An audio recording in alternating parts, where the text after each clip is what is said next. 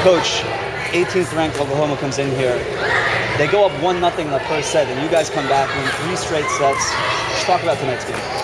Well, they pretty much killed us in game 1, and so we needed to just kind of relax. We were a little tense, kind of like forcing things a little bit, and we just needed to settle down and say, you know what? We're a great team too, and we just take it 1 point at a time and then play Miami volleyball.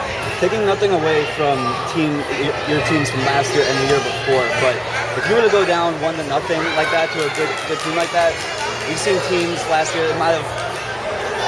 Point being, you guys were very resilient tonight. Can you talk about that transition? All I know right now is the team I'm coaching right in front of me, and they are resilient and they are experienced.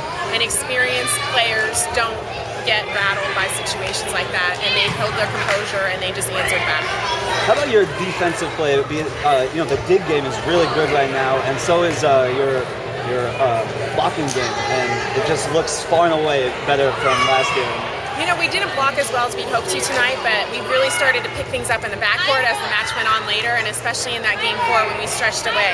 We have a lot of good defensive players that can cover some ground, and with Ryan back there leading the way and Lane covering a lot of area, but then Tay steps in tonight, and then our right sides really started to pick it up. It's something that a focal point for us, and it's something that they work hard in practice to be able to do it in the matches. The rankings kind of seem pretty arbitrary in volleyball, but do you guys deserve to be ranked after this weekend's performance? Certainly we do. We're undefeated. We've beaten more than three quality teams, but we don't worry about the rankings. We just worry about what we do in our results, and that's all that we can control. So how huge is it coming off of a victory like tonight, and you're heading up to Tallahassee, prime time, it's going to be televised, so how big is that momentum heading into Florida State?